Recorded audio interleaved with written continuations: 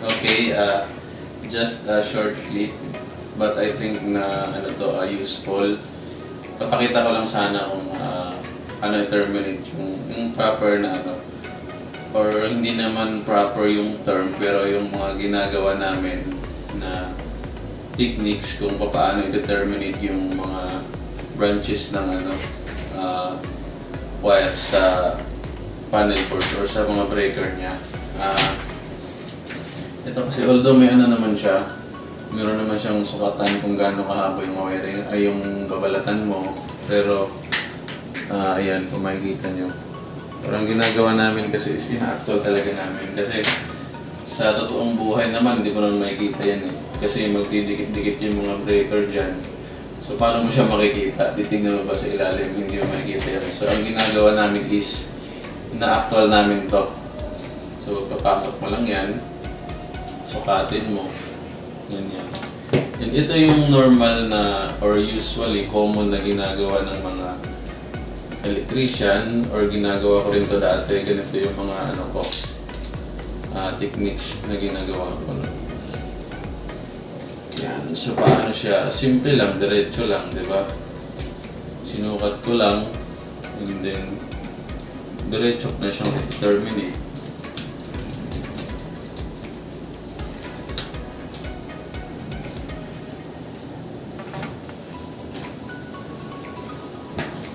Ayan. So ganyan usually yung ginagawa namin dati or kahit ako. Ganyan yung ginagawa ko. But then I realized na sa tagal ko na rin siguro may mga PICs and supervisors na nagtuturo sa amin ng techniques in which I found na rin naman siya malaking tulong din. So ang ginagawa namin ngayon is ganito na susukatin mo yan, ganun pa rin, pero dodoblehin namin to, dinodoble namin yung sukat na and then dito kami magbabalat.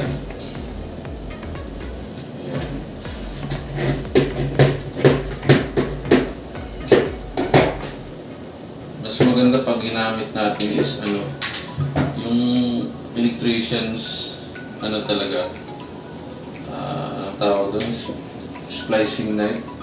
Kasi pag ganito kasi minsan di mo makokontrol, bumabaon siya, and yun yung cause minsan na nababali yung wire, so delikado.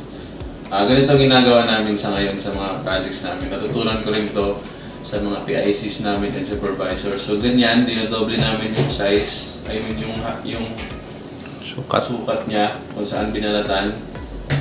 And then, titwist pa namin to ng ganyan.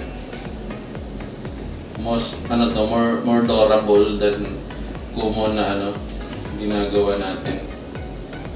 So ayan, tinitwist namin ng ganyan yan. Yan, kita nyo. Ganyan. Tuloy natin yung dulo kasi may lumawit Yan. And then, since yung sukat nga nito is dinoble natin, di ba? So, ang purpose to is tutupiin namin to ng ganyan. Ayan. So, more durable.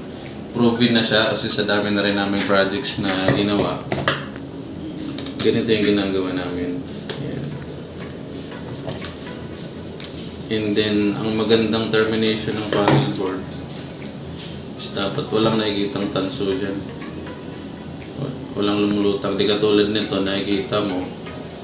Ganito dapat. Walang halos lumabas pag nakatingin ka ng ganyan. Ayan. So, yun yung good. And then, papakita natin kung ano yung advantage ng ginawa namin dun sa common na ginagawa natin. Kasi diba sa projects natin, may tinatawag tayong PM. So ano ba yung PM?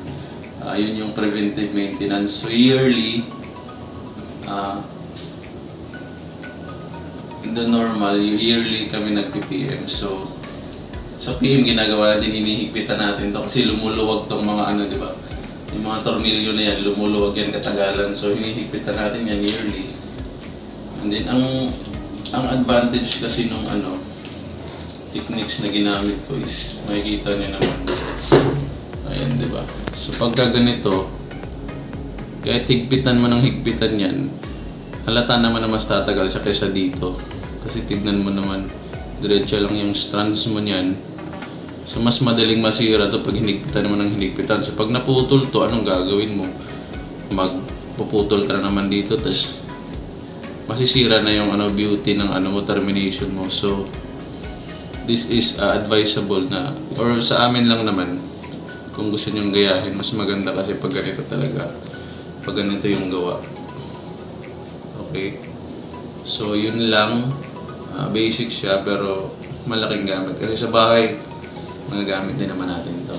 Okay? So yun lang. Thank you. Bye-bye. Yan, shout out nga pala sa sa nag-video si Boss Adoy. Sobrang galing niya mag-video.